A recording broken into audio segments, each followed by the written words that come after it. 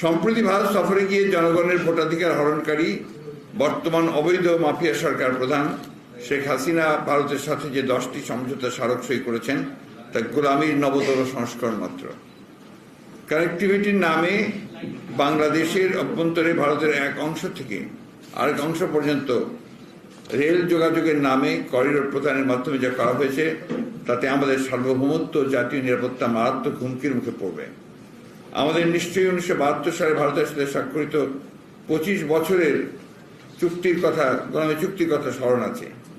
52 বছর পর সে ধারাবাহিকতায় গত 22 জুন 2024 ভারতের সাথে সমঝোতার আড়ালে যে সকল চুক্তি করা হলো তা বাংলাদেশকে আজীবনের জন্য ভারতের গোলামে পরিণত করবে।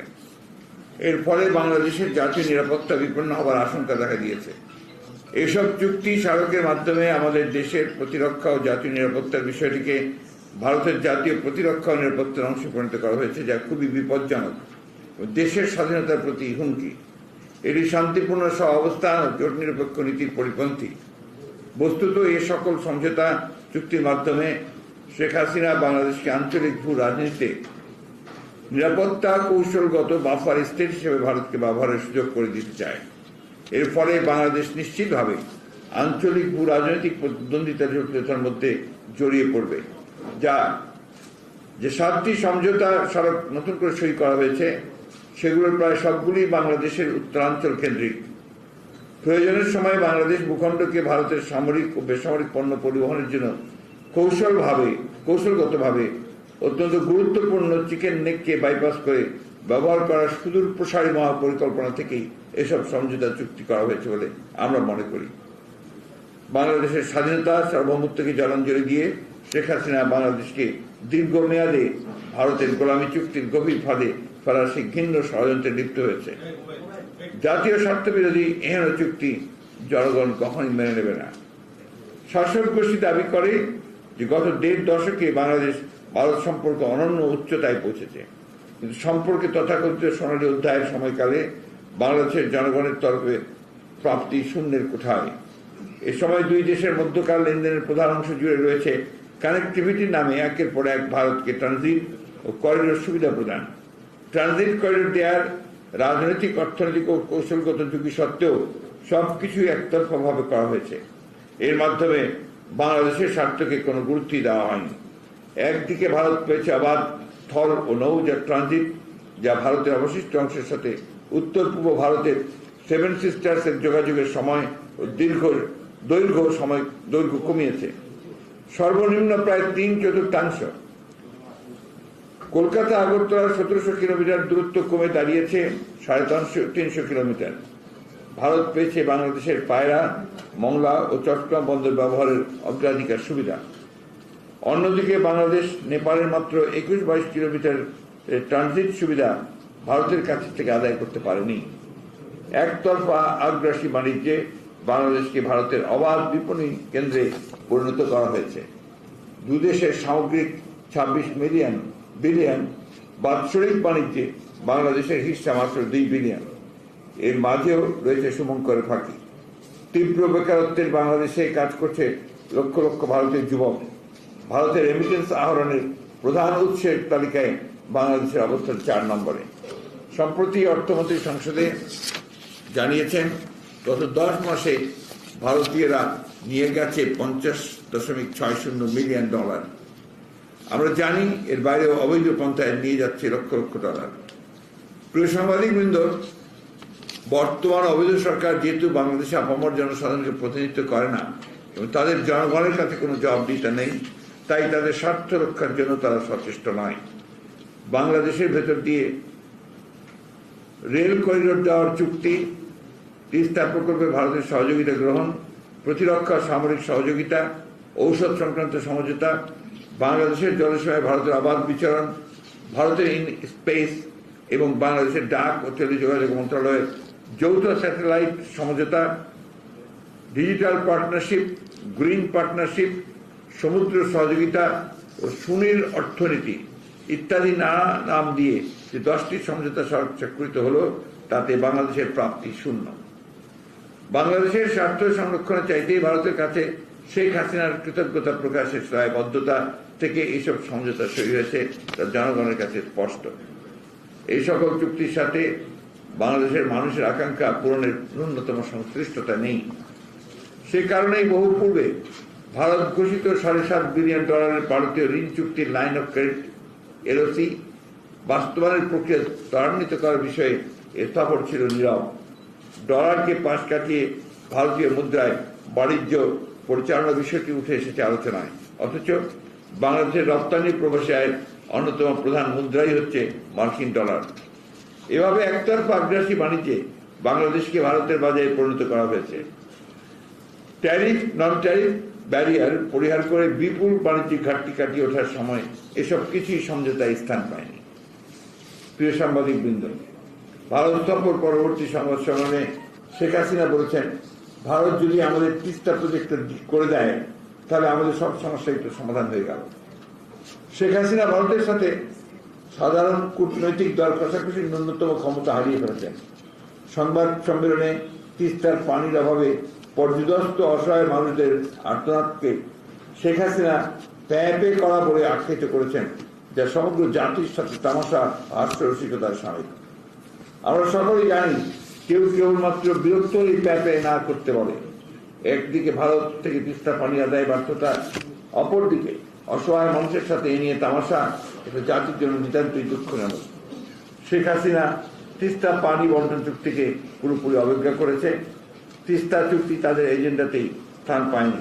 এদিকে অনেকে মনে করেন পানি মানুষের জীবন জীবিকা ও জলবায়ুর সাথে ওতপ্রোতভাবে জড়িত এবং পানি নিয়ে ভবিষ্যতে বিভিন্ন দেশের মধ্যে যুদ্ধ পর্যন্ত গড়াতে পারে।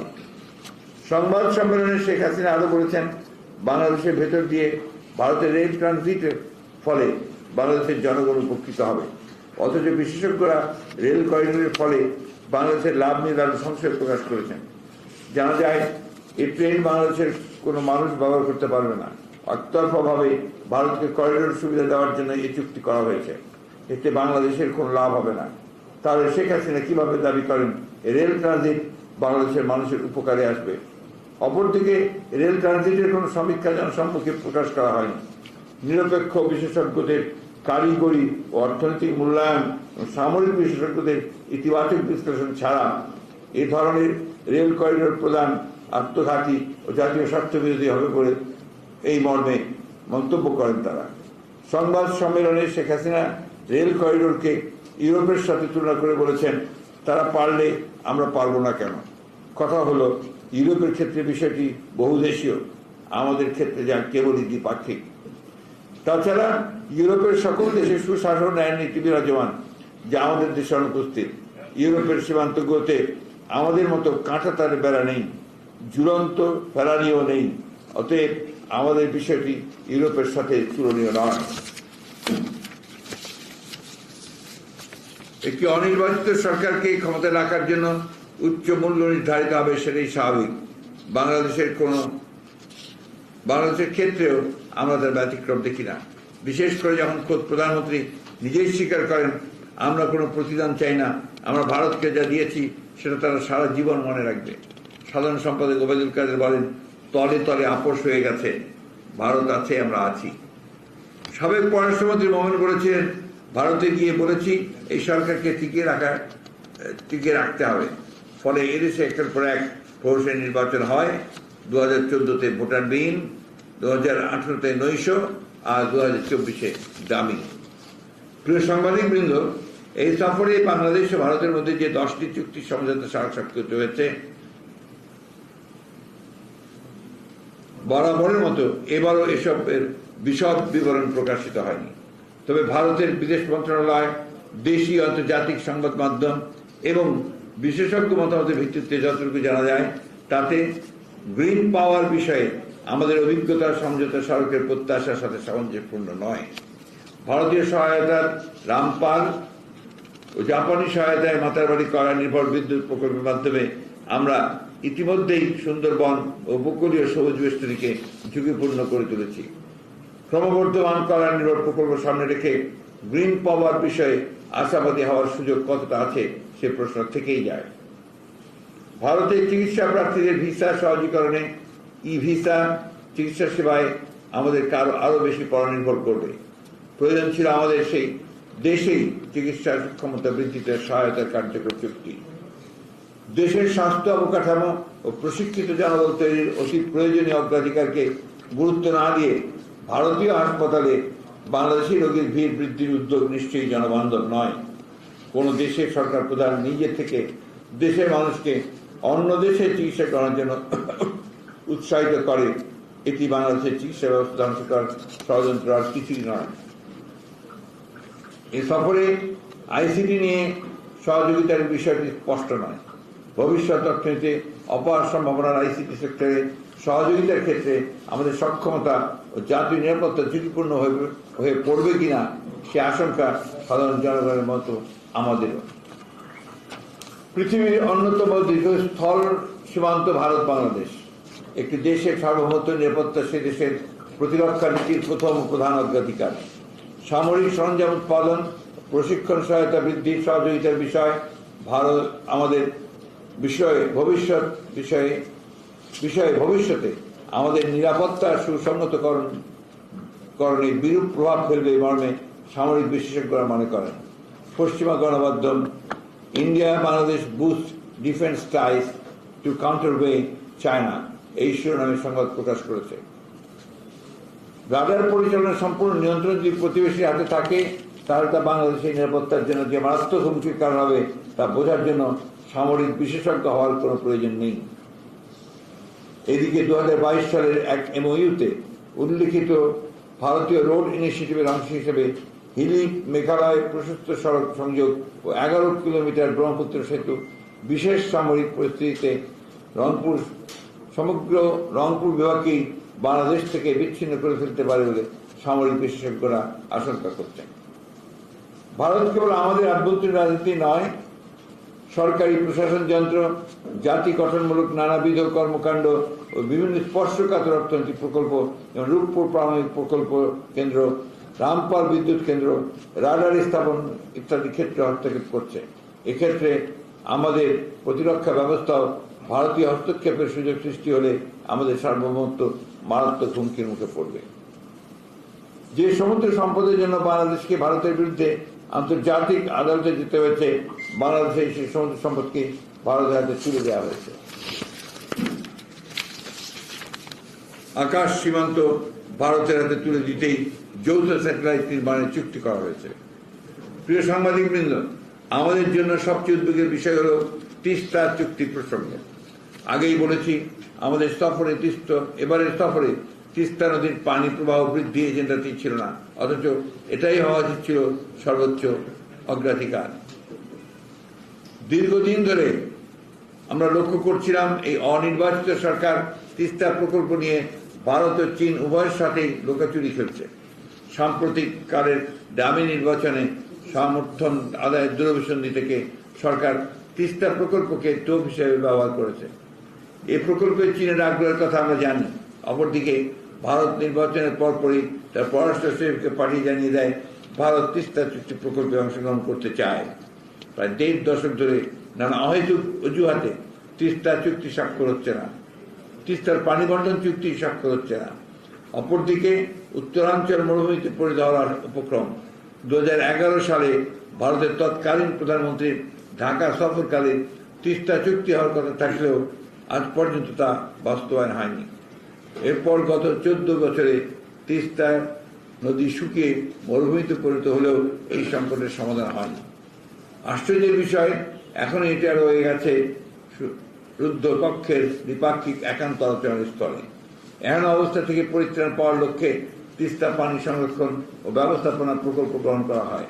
প্রশ্ন হলো, যাদের বিমাতাসুলভ আচরণের কারণে তিস্তার ন্যায্য পানি থেকে বাংলাদেশ বঞ্চিত হচ্ছে, সেই তাদেরকেই তিস্তার পানি ব্যবস্থাপনায় নিয়োজিত করলে তা যে স্বার্থ সাংঘর্ষিক ও আত্মঘাতী সেটা বাংলাদেশের মানুষ বোঝে। শেখ হাসিনা অত্যন্ত নির্লজ্জভাবে তিস্তা প্রকল্প নিয়ে ভারতের একতরফা সিদ্ধান্ত বাস্তবায়নে ইতিমধ্যেই উঠে পড়ে লেগেছেন। তিস্তা প্রকল্পটি ভারত করে দিলে সব সমস্যারই সমাধান হয়ে যায়। শেখ হাসিনার সর্বশেষ সংবাদ সম্মেলনে এই মন্তব্যের মাধ্যমে তার উদগ্র ভারত তোষণ নীতি দেশবাসীর সামনে পুনরায় উন্মোচিত হয়েছে। তিস্তা প্রকল্প নিয়ে স্বাধীনভাবে সিদ্ধান্ত নেওয়ার এখতিয়ার বর্তমান অবৈধ সরকার প্রকারান্তরে ভারতীয় কর্তৃপক্ষের উপর অর্পণ করেছে বলে প্রতীয়মান হয়, যা বর্তমান গণবিচ্ছিন্ন সরকারের নতজানু পররাষ্ট্র নীতির বহিঃপ্রকাশ। বিশ্লেষকরা অবশ্যই এই ধরনের সাদা হাতি প্রকল্প গ্রহণ বিলিয়ন ডলার লুট করে বিদেশে পাচারের ফন্দি হিসাবে মনে করেন। মূলত জনগণের কাছে লক্ষ কোটি টাকার ঋণের বোঝা চাপিয়ে টাকা পাচারের মাধ্যমে বেনজির লুটপাটই তাদের প্রধান উদ্দেশ্য। অবৈধভাবে নির্বাচনী বৈতরণী পার হবার মাসুল হিসাবে বাংলাদেশ এখন একটি জটিল আন্তর্জাতিক ইস্যুতে নিজেদের জড়িয়ে ফেলতে যাচ্ছে বলে আমাদের আশঙ্কা। আমাদের নিরাপত্তার জন্য যেটা হতে পারে এক চরম হুমকি। এই সফরে তিস্তার পানি বন্টন তথা তিস্তা চুক্তি স্বাক্ষরের কোনো কথা হয়নি। আছে ভারতীয় বিশেষজ্ঞ পাঠিয়ে তিস্তার পানি সংরক্ষণের বিষয়ে কি করা যায়। তিস্তায় পানি না থাকলে পানি ব্যবস্থাপনার বিষয়টি অপ্রাসঙ্গিক নয় কি? এটি সময় ক্ষেপণের একটি কৌশল বলে অনেকে মনে করেন। প্রশ্ন হলো, তিস্তা প্রকল্প বাংলাদেশের আভ্যন্তরীণ বিষয়। এই প্রকল্প নিয়ে ভারত কিংবা অন্য কোনো দেশের সাথে আলোচনা করার কোনো প্রয়োজনীয়তা আছে বলেই মনে করি না আমরা। প্রিয় সাংবাদিক ভাই ও বোনেরা, জাতিসংঘের গৃহীত কনভেনশনে পানি সম্পদ ব্যবহার বিষয়ক আর্টিকেল 5-এ এবং আন্তর্জাতিক পানি সম্পদ আইনে অভিন্ন নদী বা সীমান্তবর্তী জলাধারের যৌথ ব্যবস্থাপনা ও ন্যায্য পানি বন্টনের উপর জোর দেওয়া হয়েছে। আন্তর্জাতিক রীতিনীতি মেনে বিভিন্ন দেশ অভিন্ন নদীর ব্যবস্থাপনা নিশ্চিত করেছে, অথচ অভিন্ন নদীর পানি বন্টন সমস্যা সমাধানে ভারতের উপর নির্ভরতা আমাদের নদীগুলোকে একে একে মৃত্যুর দিকে ঠেলে দিচ্ছে। এই প্রসঙ্গে আমরা স্মরণ করতে চাই ফারাক্কা সমস্যা সমাধানে প্রেসিডেন্ট জিয়াউর রহমানের বুদ্ধিদীপ্ত নেতৃত্ব পদক্ষেপের কথা। ভারতের একরোখা মনোভাবের কারণে ফারাক্কা সমস্যা যখন কিছুতেই সমাধান হচ্ছিল না, তখন প্রেসিডেন্ট জিয়াউর রহমান বিষয়টিকে আন্তর্জাতিক নানা প্ল্যাটফর্মে নিয়ে যাওয়ার পরিকল্পনা করেন।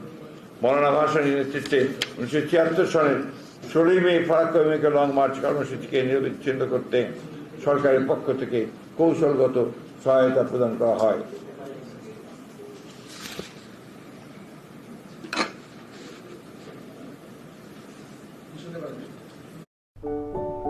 Get real-time help with co-browse.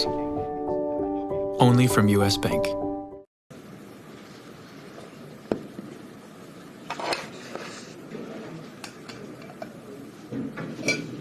আন্তর্জাতিক সমর্থন আদায়ের লক্ষ্যে 1976 সালের মে মাসে তুরস্কের ইস্তাম্বুলে 42 জাতি ইসলামিক পররাষ্ট্রমন্ত্রীদের সম্মেলন, একই বছর আগস্ট মাসে কলম্বোতে জোট নিরপেক্ষ সম্মেলন এবং সর্বশেষ জাতিসংঘের সাধারণ পরিষদের 31তম অধিবেশনে 26 নভেম্বর 1976 বাংলাদেশ কর্তৃক উত্থাপিত ফারাক্কা সমস্যার সমাধান প্রস্তাব সর্বসম্মতিক্রমে গ্রহণের মধ্য দিয়ে ফারাক্কা সমস্যার সমাধানে ত্বরান্বিত হয়। 5 নভেম্বর 1977 সালে গ্যারান্টি ক্লজ সহ বাংলাদেশ ভারত চুক্তি স্বাক্ষরিত হয়। ভারতের সাথে পানি সমস্যা সমাধানে এটাই ছিল বাস্তবিক অর্থে কোনো কার্যকরী দ্বিপাক্ষিক চুক্তি। তাই আমরা মনে করি ভারতের সঙ্গে অভিন্ন পানি সমস্যা নিরসনে শহীদ প্রেসিডেন্ট জিয়াউর রহমান অনুসৃত নীতি হতে পারে সমস্যার সমাধানে বাংলাদেশের তরফে কার্যকরী পদক্ষেপ। বাংলাদেশের জন্য পানির ন্যায্য হিস্সা পাওয়া অত্যন্ত জরুরি। এই সফরে লোক দেখানো মৃতপ্রায় যৌথ নদী কমিশনের রুটিন সভা ডাকার কথা ছাড়া ফারাক্কা পানির ন্যায্য হিস্সা আদায়ে কোনো কার্যকরী পদক্ষেপ গ্রহণ করা হয়নি। এটা জনগণের সাথে প্রতারণার সামিল। মূলত পদ্মা, ব্রহ্মপুত্র ও মেঘনা বেসিন রিভার সিস্টেম ব্যবস্থাপনার মাধ্যমে 54টি অভিন্ন নদীর পানি সমস্যার সমাধান করতে হবে, অথচ এবারে আলোচনার বেসিন ভিত্তিক সমাধানের বিষয়টি কোনো স্থানই পায়নি। প্রিয় সাংবাদিকবৃন্দ, ভারত বাংলাদেশের ভেতর দিয়ে উত্তর পূর্ব রাজ্যগুলোকে রেল ট্রানজিটের মাধ্যমে সংযুক্ত করতে চায়। এই জন্য তারা শিলিগুড়ি করিডোর, যা চিকেন স্নেক নামে পরিচিত, বাইপাস করার পরিকল্পনা নিয়েছে। ভারতের পরিকল্পনা অনুযায়ী 861 কিলোমিটার দীর্ঘ 14টি নতুন সংযোগ সড়ক বাংলাদেশের ভিতর দিয়ে ভারতের উত্তর পূর্বাঞ্চলকে যুক্ত করবে। একটি বৃহত্তর পরিকল্পনার অংশ হিসাবে আখাউড়া আগরতলার মাঝে এরই মধ্যে রেল সংযোগ শুরু হয়ে গেছে। খুলনা মোংলা থেকে ভারতের উত্তর পূর্ব অঞ্চলে কার্গো সুবিধা প্রদান, মোংলা বন্দরকে রেল সংযোগ দ্বারা যুক্ত করা হয়েছে। বর্তমান চুক্তি অনুযায়ী ভারতের ট্রেন বাংলাদেশের দর্শনা দিয়ে প্রবেশ করে চিলাহাটি ও হলদিবাড়ি সীমান্ত দিয়ে পুনরায় ভারত প্রবেশ করবে। এর ফলে সময় দূরত্ব ব্যয় কমবে। পরীক্ষামূলকভাবে আগামী মাসেই বাংলাদেশ দিয়ে ভারতের রেল চলবে। ভারতীয় পররাষ্ট্র সচিব কর্তৃক চুক্তি সই করার পর মাসেই ট্রায়াল রান দেওয়ার ঘোষণাটি বোঝা যায় এসব টাকা দিল্লির অনেক পূর্ব পরিকল্পনা মাফিক হচ্ছে। ভারতের এই পরীক্ষামূলক প্রস্তাবের কথা শুনে 1975 সালে পরীক্ষামূলক ফারাক্কাবাদ চালুর কথা মনে পড়ে গেল। ভারত সেই যে পরীক্ষামূলক ফারাক্কাবাদ চালু করেছিল তাতে বাংলাদেশ আজও কষ্ট ভোগ করছে। দেশের শতাধিক ছোট বড় নদী শুকিয়ে বিরান ভূমিতে পরিণত হয়েছে।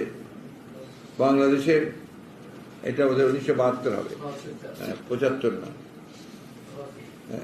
এটা আপনার 1972 হবে। তাতে বাংলাদেশ আজও কষ্ট ভোগ করছে। দেশের শতাধিক ছোট বড় নদী শুকিয়ে বিরান ভূমিতে পরিণত হয়েছে। বাংলাদেশের স্বার্থ সুনিশ্চিত না করে ভারতকে রেল করিডোরের সুবিধা প্রদান বস্তুত ইতিপূর্বে রেল স্থল নৌ করিডোর ও সামগ্রিক বন্দর ব্যবহারের চেয়ে আরো বিপজ্জনক আত্মসমর্পণ। এতে বাংলাদেশের কতটুকু লাভ হবে তা নিয়ে প্রশ্ন তুলেছেন অনেকে। স্বাধীন সার্বভৌম রাষ্ট্র হিসেবে আমাদের নিজস্ব স্বার্থ সুরক্ষার উপর সর্বোচ্চ জোর দিতে হবে। ভারতকে রেল ট্রানজিট সুবিধা দিতে হলে আন্তর্জাতিক মানদণ্ড অনুসারে বাংলাদেশের ন্যায্য হিস্সা নিশ্চিত করতে হবে। বস্তুত দেশের জনগণের অর্থেই রেলের উন্নয়ন হয়েছে। জনগণের করের অর্থ দিয়ে রেলের সংরক্ষণ করা হয়। বাংলাদেশের ভৌগোলিক অবস্থান বিবেচনায় ইউএন এসকাপ এশিয়া প্যাসিফিকের জন্য জাতিসংঘের অর্থনৈতিক ও সামাজিক কমিশন থেকে ট্রানজিট বা ট্রান্সশিপমেন্টের একটা প্রাক্কলন করে রাখা আছে। অর্থাৎ ট্রানজিটের বিনিময়ে বাংলাদেশ কি পাবে তা প্রাক্কলন করা হয়েছে। এক্ষেত্রে বাংলাদেশের এই মানদণ্ড মেনেই চুক্তিতে যাওয়া উচিত। এই রেল করিডোর বাংলাদেশের বাণিজ্য বৃদ্ধিতে কোনো সহায়তা করবে না, বরং বাংলাদেশ দ্বিপাক্ষিক রেল যোগাযোগের বদলে নেপাল, ভুটান, বাংলাদেশ, ভারত চতুর্দেশীয় কানেক্টিভিটি সৃষ্টি করা গেলে তা বাংলাদেশের ট্রেড ক্রিয়েশনে অবদান রাখতে পারে। উল্লেখযোগ্য যে আঞ্চলিক বাণিজ্য সহায়তার বৃদ্ধির লক্ষ্যে শহীদ রাষ্ট্রপতি জিয়াউর রহমান তার গঠনের উদ্যোগ নিয়েছিলেন।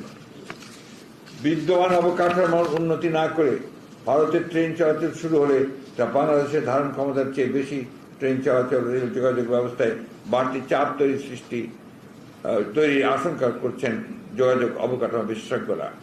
একজন সামরিক বিশেষজ্ঞ সম্প্রতি লিখেছেন, সর্বত্র বাংলাদেশের ভূমি ব্যবহার করে ভারতকে ট্রেন চলাচলের সুযোগ করে দিলে বাংলাদেশের নিরাপত্তা প্রতিরক্ষা ব্যবস্থা মারাত্মক হুমকির মুখে পড়তে পারে। এতে নাগরিক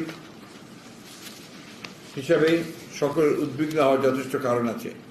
করিডোরে আড়ালে সিলগালা করা ভারতীয় রেলবগিতে সশস্ত্র সামরিক লোক ও অস্ত্র সরঞ্জাম ঢুকলে অনেকেই এসব ভারতীয় রেল বগিগুলোকে গ্রিক মহাকাব্যের ট্রোজান হর্সের সাথে তুলনা করেন, যে কাঠের হর্সের পেটে গ্রিক সৈন্যরা লুকিয়েছিল আর নিশিরাতে ঝাঁপিয়ে পড়ে ট্রয় নগরীকে ধ্বংস করেছিল।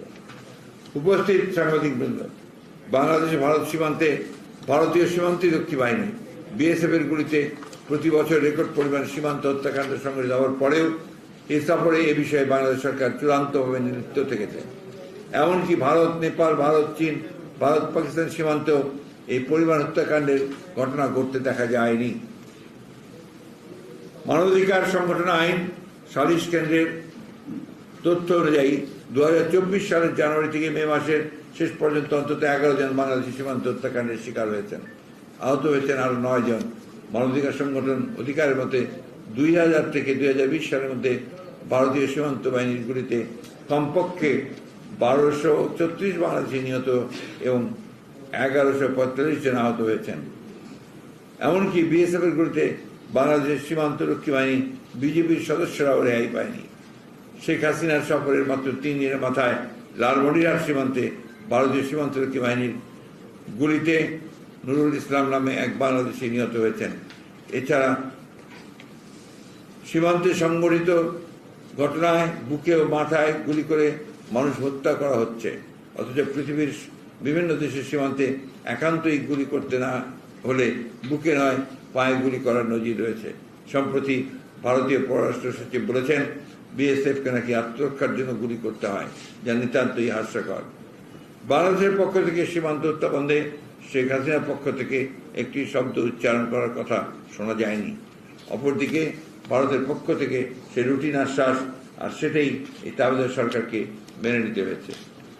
শেখ হাসিনার করবেন। প্রিয় সাংবাদিক ভাই ও বোনেরা, শেখ হাসিনার সর্বশেষ দিল্লি সফরটি কার্যতই একপাক্ষিক। এ সফরে স্বাক্ষরিত সমঝোতা কিংবা চুক্তি বাংলাদেশের ন্যূনতম স্বার্থ সুনিশ্চিত করে না। এছাড়া আলোচনায় এমন কিছু বিষয় এসেছে যাতে বাংলাদেশের সার্বভৌমত্ব নিয়ে প্রশ্ন উঠেছে। সামরিক সহযোগিতার নামে জাতীয় নিরাপত্তাকে হুমকির মুখে ঠেলে দেওয়া হয়েছে। ইতিপূর্বে আদানির সাথে বিদ্যুৎ আমদানির অন্যায্য চুক্তি, জ্বালানি ও বিদ্যুতের মতো অধিকতর কৌশলগত পণ্যের জন্য ভারতের উপর নির্ভরশীল করে তোলার চলমান উদ্যোগ দেশবাসী ও আন্তর্জাতিক বিশেষজ্ঞ মহল গভীর উদ্বেগের সঙ্গে লক্ষ্য করেছে। উপস্থিত সাংবাদিকবৃন্দ, বাংলাদেশের বর্তমান অবৈধ সরকার অনেক আগেই স্বাধীনভাবে পররাষ্ট্রনীতি গ্রহণ ও বাস্তবায়নে কার্যত অক্ষম হয়ে পড়েছে। তারা রাষ্ট্রের স্বার্থ জ্বালান দিয়ে কেবলমাত্র ক্ষমতার দখলদারিত্ব অব্যাহত রাখতে দেশি বিদেশি সহযোগী গোষ্ঠী কিংবা প্রভুদের নিরন্তর আস্থা অর্জনে সচেষ্ট। ঢাকা ও দিল্লি নতুন যাত্রা শুরু করেছে উভয় দেশের প্রকল্প 2041 ও বিকশিত ভারত 2047 অনুসরণ করে একটি স্মার্ট বাংলাদেশ নিশ্চিত করার যে ভবিষ্যতের কর্মপন্থা নির্ধারণ করা হয়েছে, শেখ হাসিনার বক্তব্যের মাধ্যমেই তার ভারত সফরের প্রকৃত স্বরূপ উন্মোচিত হয়েছে, যা দেশবাসী গভীরভাবে উপলব্ধি করেন বলে বাংলাদেশ জাতীয়তাবাদী দল বিএনপি বিশ্বাস করে। এবারের ভারত সফর ম্যান্ডেটবিহীন হাসিনা সরকারের ধারাবাহিক গোলামী চুক্তির সর্বশেষ সংস্করণ। এই চুক্তি দেশ তথা দেশের মানুষের কল্যাণে নয়, কেবলমাত্র আওয়ামী লীগের অবৈধ রাষ্ট্র ক্ষমতার মেয়াদ বৃদ্ধির নজরানা মাত্র। এই সফর সহ ভারতের সাথে ইতিপূর্বে স্বাক্ষরিত সকল চুক্তি অবিলম্বে জনসমক্ষে প্রকাশ করার দাবি জানাচ্ছি। আমরা পুনর্ব্যক্ত করতে চাই, সার্বভৌমত্ব, জাতীয় স্বার্থ ও জাতীয় নিরাপত্তা বিরোধী এই সকল চুক্তি জনগণ কখনো মেনে নেবে না। বাংলাদেশ জাতীয়তাবাদী দল এই সকল দেশ বিরোধী চুক্তি অথবা সমঝোতা প্রত্যাখ্যান করছে। প্রিয় সাংবাদিকবৃন্দ, সবশেষে আপনাদের মাধ্যমে সমগ্র দেশবাসীর সামনে আমরা আরও উল্লেখ করতে চাই, শেখ হাসিনার বর্তমান অবৈধ সরকারকে অনির্বাচিত সরকার। রাষ্ট্র পরিচালনায় তাদের ন্যূনতম নৈতিক অধিকার নেই। আর এরকম একটি জনম্যান্ডেটবিহীন অনৈতিক সরকারের সাথে কোনো রাষ্ট্রীয় চুক্তি, সমঝোতা বা অন্য কোনো যে ওখানে হোক না কেন, বাংলাদেশের 18 কোটি মানুষের সাথে প্রতারণার সামিল। বিশ্বায়ন ও মুক্ত বাজার অর্থনীতির এই যুগে সব বন্ধু রাষ্ট্রের সাথে সুসম্পর্ক বজায় রাখা, বাণিজ্য সহ বিভিন্ন অংশীদারিত্ব বাড়াতে নানাভাবে কানেক্টিভিটি তৈরি করার পক্ষেই বাংলাদেশ জাতীয়তাবাদী দল বিএনপির অবস্থান। কিন্তু সড়ক পথ, নৌপথ ও রেলপথ যেভাবেই কানেক্টিভিটি বাড়ানো হোক না কেন, তাতে জাতীয় স্বার্থকে বিবেচনা করতে হবে সর্বাগ্রে। কোনোভাবেই সার্বভৌমত্বের সাথে কম্প্রোমাইজ করা যাবে না। কিন্তু বর্তমান অবৈধ সরকার অবৈধ ক্ষমতা অটুট রাখার হীন স্বার্থে জাতীয় নিরাপত্তা ও সার্বভৌমত্বকে হুমকির মুখে ঠেলে দিয়েছে। সবাইকে ধন্যবাদ। আল্লাহ হাফেজ।